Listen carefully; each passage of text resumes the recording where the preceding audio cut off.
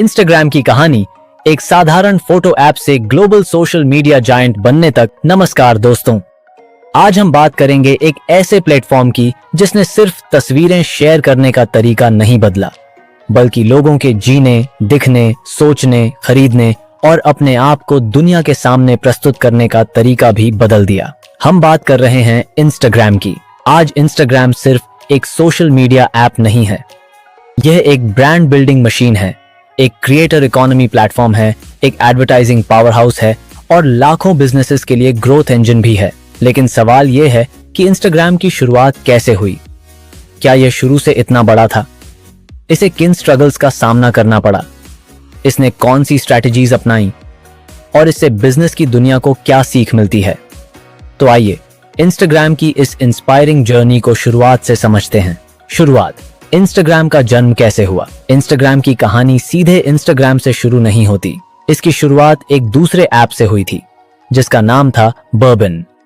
Kevin सिस्ट्रम और mic Krieger एक ऐसा ऐप बना रहे थे जिसमें location sharing, check ins, plans और फोटोज जैसी कई फीचर्स थीं। लेकिन धीरे धीरे उन्हें समझ आया कि लोग इस ऐप में सबसे ज्यादा रुचि फोटोज शेयर करने में ले रहे हैं। यहीं से एक बहुत बड़ा बिजनेस लेसन सामने आया।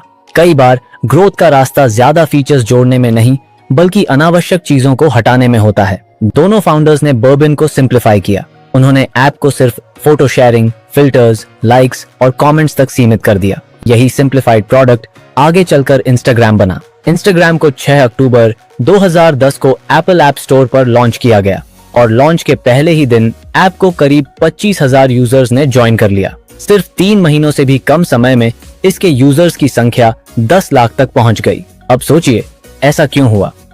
उस समय स्मार्टफोन फोटोग्राफी तेजी से बढ़ रही थी, लेकिन मोबाइल फोटोज उतनी आकर्षक नहीं लगती थीं।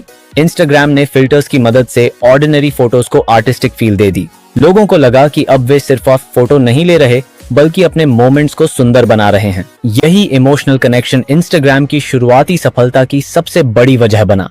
तेज ग्रोथ और फेसबुक की नजर इंस्टाग्राम की ग्रोथ इतनी तेज थी कि दुनिया की बड़ी टेक कंपनीज की नजर इस पर पड़ना स्वाभाविक था।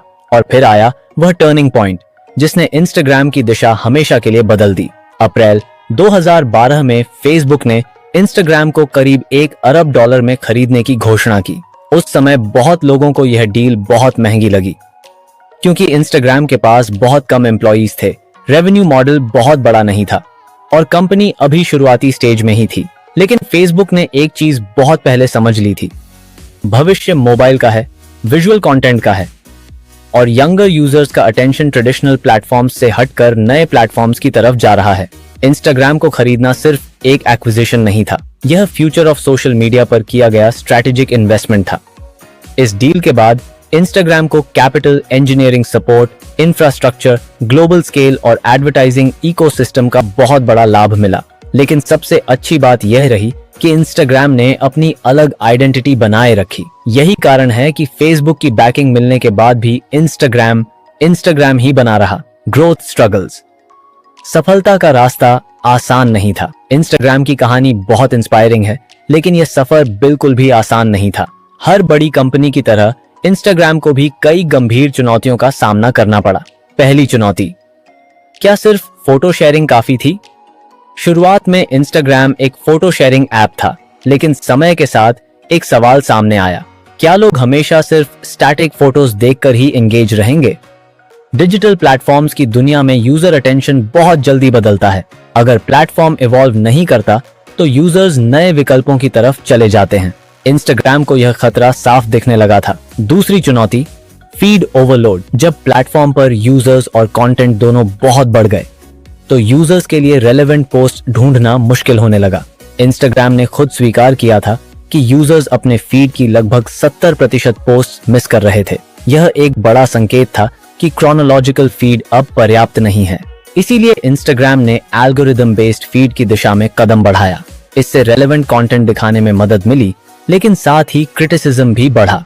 लोगों ने कहा कि प्लेटफॉर्म अब यूजर्स के बजाय एल्गोरिदम के हिसाब से चल रहा है। यह इंस्टाग्राम के लिए बैलेंसिंग एक्ट था। उसे रेलेवेंस भी बढ़ानी थी और यूजर ट्रस्ट भी बनाए रखना था।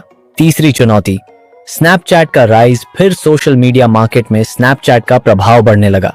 स्नैपचैट ने लोगों को टेम्पररी, कैजुअल और स्पॉन्टेनियस शेयरिंग की आदत डाली। अब यूजर्स हर पोस्ट को परफेक्ट बनाने के दबाव में नहीं रहना चाहते थे। इंस्टाग्राम ने इस खतरे को पहचाना और 2 अगस्त 2016 को स्टोरीज फीचर लॉन्च किया। यह इंस्टाग्राम की सबसे स्मार्ट स्ट्रैटेजिक मूव्स में से एक थी। स्टोरीज ने लोगों को कम पॉलिश्ड, मोर फ्रीक्वेंट और एवरीडे कंटेंट शेयर करने की फ्रीडम दी। इससे यूजर एंगेजमेंट बहुत बढ़ा और इंस्टाग्राम ने नई एडवर्टाइजिंग इन्वेंट्री भी बना ली। चौथी चुनौती, टिकटॉक और शॉर्ट वीडियो रेवोल्यूशन। जब दुनिया शॉर्ट फॉर्म वीडियो की तरफ बढ़ रही थी, तब टिकटॉक ने पूरी इंडस्ट्री को हिला दिया। अब अटेंशन स्टैटिक फोटो से हटकर fast, entertaining, algorithm driven video content की तरफ जा रहा था। इंस्टाग्राम अगर सिर्फ फोटो ऐप बना रहता तो शायद उसकी रेलेवेंस कम हो जाती। इसलिए 5 अगस्त 2020 को इंस्टाग्राम ने रील्स लॉन्च किया। यह सिर्फ एक नया फीचर नहीं था, बल्कि सर्वाइवल स्ट्रैटेजी थी। रील्स ने इंस्टाग्राम को फिर से यंगर ऑडियंस के लिए रेलेवेंट बनाया। अब प्लेटफॉर्म सिर्फ फॉलोअर्स पर आधारित नहीं रहा, बल्कि डिस्कवरी इंजन बन गया। यूजर्स ऐसे क्रिएटर्स को भी देख सकते थे जिन्हें वे फॉलो नहीं करते थे। यही शिफ्ट इंस्टाग्राम को फोटो शेयरिंग ऐप से इंटरेस्ट बेस्ड कंटेंट प्लेटफॉर्म बनाने की दिशा में ले गया। 5वीं चुनौती, सेफ्टी, प्राइवेसी और मेंटल हेल्थ कंसर्न्स। जैसे जैसे इंस्टाग्राम बड़ा हुआ, वैसे वैसे क्रिटिसिज्म्स भी बढ़े। लोगों ने प्लेटफॉर्म पर tin safety, mental health pressure, body image issues, harassment और प्राइवेसी जैसे मुद्दे उठाए। इंस्टाग्राम को समझ आ गया कि स्केल के साथ रिस्पॉन्सिबिलिटी भी आती है। इसीलिए प्लेटफॉर्म ने समय समय पर सेफ्टी फीचर्स, प्राइवेसी कंट्रोल्स और टीन्स के लिए सेफर अकाउंट सेटिंग्स जैसी पहलें की। यह बताता है कि आज की डिजिटल इकोनॉमी में ग्रोथ सिर्फ यूजर्स बढ़ाने से नहीं मापी जाती, बल्कि ट्रस्ट बनाए रखने से भी मापी जाती है। इंस्टाग्राम की विनिंग स्ट्रैटेजीज। अब सवाल आता है कि इंस्टाग्राम ने ऐसी कौन सी स्ट्रैटेजीज अपनाई जिनकी वजह से वह लगातार रेलेवेंट बना रहा। पहली स्ट्रैटेजी, शुरुआत में रूथलेस सिंप्लिसिटी। इंस्टाग्राम की पहली और सबसे बड़ी स्ट्रैटेजी थी फोकस। उसने शुरुआत में खुद को एक सिंपल, एलिगेंट और इजी टू यूज ऐप के रूप में पेश किया। ना एक्स्ट्रा क्लटर, ना अननेसेसरी कॉम्प्लेक्सिटी। बस फोटो लो, फिल्टर लगाओ, शेयर करो और एंगेजमेंट पाओ। यही सिंप्लिसिटी उसके अर्ली अडॉप्शन की सबसे बड़ी ताकत बनी। दूसरी स्ट्रैटेजी, यूजर बिहेवियर के साथ इवॉल्व करना। इंस्टाग्राम ने मार्केट को फोर्स नहीं किया कि यूजर्स उसी तरह बिहेव करें जैसा प्लेटफॉर्म चाहता है।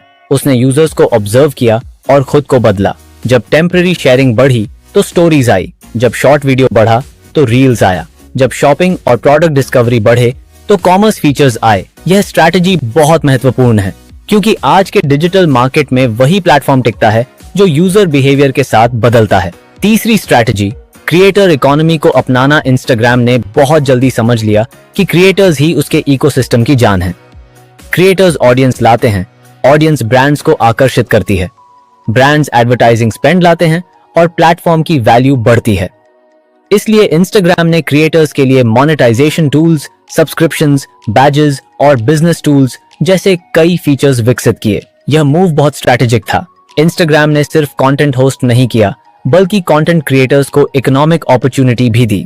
चौथी स्ट्रैटेजी, एल्गोरिथमिक डिस्कवरी। पहले social media mostly relationship based था। आप वही देखते थे जिन्हें आप फॉलो करते थे। लेकिन इंस्टाग्राम ने धीरे धीरे इंटरेस्ट बेस्ड डिस्कवरी की दिशा में कदम बढ़ाया। अब प्लेटफॉर्म यह प्रिडिक्ट करने लगा कि यूजर क्या देखना पसंद करेगा। इससे 2 फायदे हुए। पहला, यूजर्स को अधिक एंगेजिंग कंटेंट मिलने लगा। दूसरा, नए क्रिएटर्स और ब्रांड्स को भी ग्रोथ का मौका मिला, भले ही उनके फॉलोअर्स कम हों।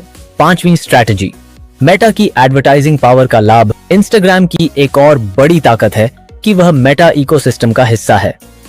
इसका मतलब है बेहतर ad targeting, better analytics, stronger infrastructure, AI driven ad optimisation और मैसिव एडवर्टाइजर नेटवर्क। इसी वजह से इंस्टाग्राम सिर्फ पॉपुलर प्लेटफॉर्म नहीं, बल्कि रेवेन्यू जनरेटिंग मशीन भी बन गया।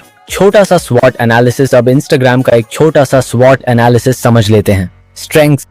इंस्टाग्राम की सबसे बड़ी स्ट्रेंथ्स हैं उसकी strong brand identity, visual appeal, massive user base, creator ecosystem और एडवर्टाइजिंग पावर। यह प्लेटफॉर्म यूजर्स, क्रिएटर्स और ब्रांड्स तीनों को वैल्यू देता है। वीकनेसेस। इसकी वीकनेसेस में heavy dependence on advertising, algorithm criticism, mental health concerns और फीचर ओवरलोड का खतरा शामिल है। कई यूजर्स को लगता है कि प्लेटफॉर्म पहले जितना सिंपल नहीं रहा। अपॉर्चुनिटीज। इंस्टाग्राम के लिए social commerce, AI driven personalisation, creator monetisation, small business tools और इमर्जिंग मार्केट्स में एक्सपेंशन बड़ी अपॉर्चुनिटीज हैं। थ्रेट्स, टिकटॉक, यूट्यूब शॉर्ट्स जैसे competitors, regulatory pressure, privacy concerns और चेंजिंग यूजर प्रेफरेंसेस इसके बड़े थ्रेट्स हैं। की स्टैटिस्टिक्स। अब इंस्टाग्राम से जुड़े कुछ इंपॉर्टेंट स्टैटिस्टिक्स पर नजर डालते हैं। इंस्टाग्राम का लॉन्च 6 अक्टूबर 2010 को हुआ था। पहले दिन ही इसे करीब 25,000 यूजर्स मिले। 3 महीनों से भी कम समय में यह 10 लाख यूजर्स तक पहुंच गया। अप्रैल 2012 में फेसबुक ने इसे करीब $1 अरब में एक्वायर किया। कुछ वर्षों बाद इंस्टाग्राम ने 1 अरब मंथली यूजर्स का बड़ा माइलस्टोन भी पार कर लिया। बाद के वर्षों में इसके यूजर्स की संख्या 3 अरब से अधिक के स्तर तक पहुंचने के अनुमान सामने आए। भारत इंस्टाग्राम का सबसे बड़ा मार्केट बन चुका है, जहां इसके यूजर्स की संख्या लगभग 48 करोड़ 10 लाख के आसपास आंकी गई है। रेवेन्यू के मामले में भी इंस्टाग्राम दुनिया के सबसे पावरफुल डिजिटल एडवर्टाइजिंग प्लेटफॉर्म्स में शामिल हो चुका है। इन स्टैटिस्टिक्स से एक बात साफ है, इंस्टाग्राम सिर्फ पॉपुलर नहीं है, बल्कि कमर्शियली एक्सट्रीमली सक्सेसफुल प्लेटफॉर्म भी है। टॉप 3 की लर्निंग्स। अब इस पूरी केस स्टडी से निकलने वाली सबसे महत्वपूर्ण 3 सीखों पर आते हैं। पहली लर्निंग, शुरुआत छोटी रखो, वैल्यू बड़ी बनाओ। इंस्टाग्राम ने शुरुआत में सब कुछ बनने की कोशिश नहीं की। उसने एक सिंपल प्रॉब्लम सॉल्व की और उसी को बहुत अच्छे तरीके से सॉल्व किया। यह हर स्टार्टअप, एंटरप्रेन्योर और बिजनेस के लिए बहुत बड़ा लेसन है। पहले एक काम शानदार करो, फिर धीरे धीरे एक्सपैंड करो। दूसरी लर्निंग, रेलेवेंस बनाए रखने के लिए रीइन्वेंशन जरूरी है। इंस्टाग्राम की सफलता का बड़ा कारण यह नहीं है कि उसने हर ट्रेंड इन्वेंट किया, बल्कि यह है कि उसने ट्रेंड्स को समय रहते पहचाना और तेजी से अडेप्ट किया। स्टोरीज, रील्स, क्रिएटर टूल्स और कॉमर्स फीचर्स ये सब बताते हैं कि मार्केट में टिके रहने के लिए बदलाव से डरना नहीं चाहिए। तीसरी लर्निंग, अटेंशन को बिजनेस में बदलना सीखो। बहुत सारे प्लेटफॉर्म्स अटेंशन तो ले आते हैं, लेकिन उसे सस्टेनेबल बिजनेस में कन्वर्ट नहीं कर पाते। इंस्टाग्राम ने अटेंशन को क्रिएटर्स, ब्रांड्स, एड्स और कॉमर्स से जोड़ दिया। यही इसकी रियल बिजनेस स्ट्रेंथ है। इसने एंगेजमेंट को रेवेन्यू में बदला और कम्युनिटी को इकोनॉमी में बदल दिया। कंक्लूजन तो दोस्तों, इंस्टाग्राम की कहानी हमें यह सिखाती है कि एक ग्रेट बिजनेस सिर्फ एक गुड आइडिया से नहीं बनता। उसके लिए क्लैरिटी चाहिए, टाइमिंग चाहिए, अडेप्टेबिलिटी चाहिए और सबसे बढ़कर यूजर बिहेवियर को समझने की क्षमता चाहिए। इंस्टाग्राम ने एक सिंपल फोटो ऐप के रूप में शुरुआत की, फिर उसने मोबाइल कल्चर को पकड़ा, फिर कम्युनिटी बनाई, फिर क्रिएटर्स को जोड़ा, फिर ब्रांड्स को जोड़ा, फिर वीडियो, एल्गोरिदम, कॉमर्स और एडवर्टाइजिंग के जरिए खुद को लगातार रीइन्वेंट किया। यही वजह है कि इंस्टाग्राम आज सिर्फ सोशल मीडिया ऐप नहीं, बल्कि डिजिटल इकोनॉमी का एक पावरफुल पिलर बन चुका है। अगर आप startup, marketing, branding, digital business या क्रिएटर इकोनॉमी को समझना चाहते हैं, तो इंस्टाग्राम की जर्नी एक बहुत मजबूत केस स्टडी है। धन्यवाद।